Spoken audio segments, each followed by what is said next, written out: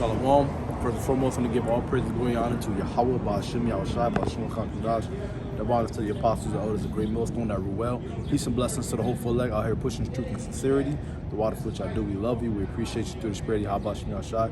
Shalom to y'all. It's your brother Dawadah from the Great Millstone camp here in Atlanta. Lord willing to edify you in the spirit of Yahweh, Ba'ashem, Yahushai. I'm just going to go in the spirit on Daniel chapter 8. And we're going to get as far as we can. Just a quick hit. So Daniel chapter 8 and verse 1, it says, in the third year of the reign of King Belshazzar, a vision appeared unto me, even unto me Daniel, after that which appeared unto me at the first. So Daniel's a prophet and he's receiving a vision from the angel. King Belshazzar is the king of Babylon.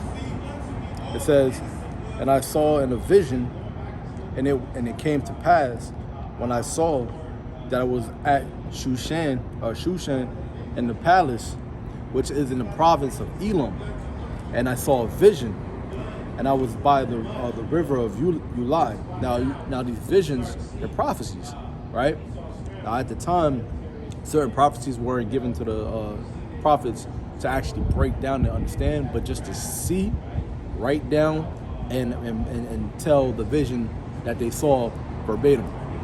The prophecies to break down, these end time prophecies were given to us, by the spirit of Yahweh, Ba'ashem, Yahushai. Lord willing, we be a part of that number to push out into the world and break down what they saw.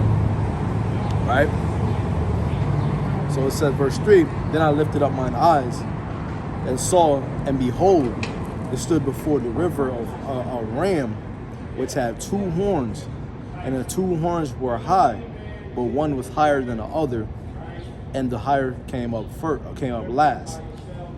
So it's a ram with two horns, and this is speaking about the Medo-Persian Empire. All right, it says it has two horns because horns represent power, right? And at that time there were two prominent powers on the earth, right?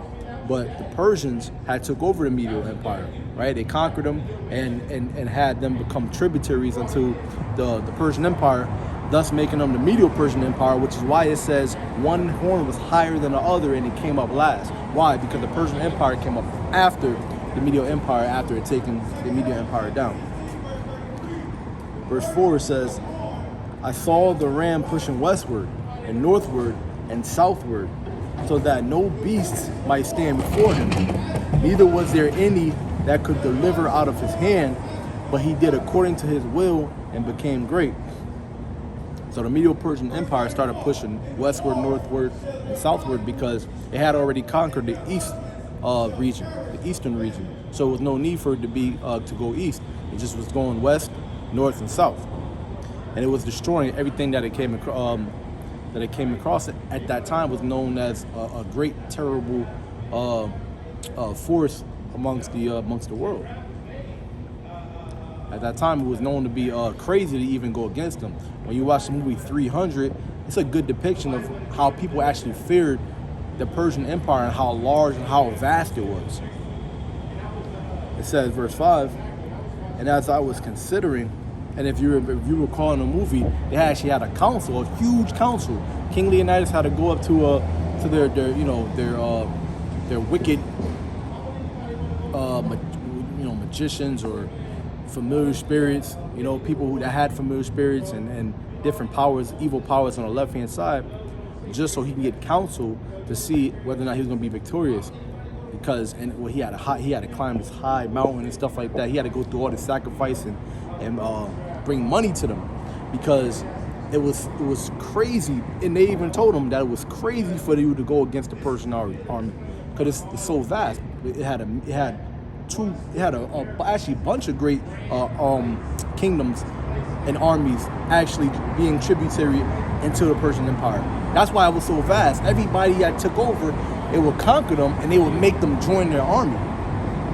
So it became a very crazy power, and people feared him at that time. So verse 5 says, and as I was considering, behold, a goat came from the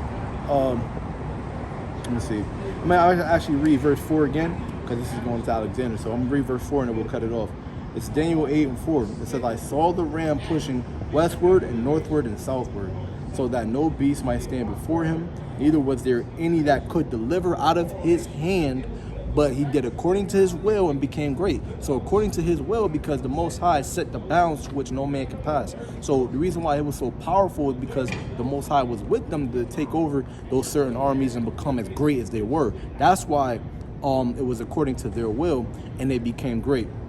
So Lord willing, we could do another part next time, and you was edified. I want to give all praise and glory unto Yahweh Bashim Yahshua Bashim Kakadash. I want us to our apostles, the elders, the great millstone, ever well. These salutations to the hopeful elect. Shalom.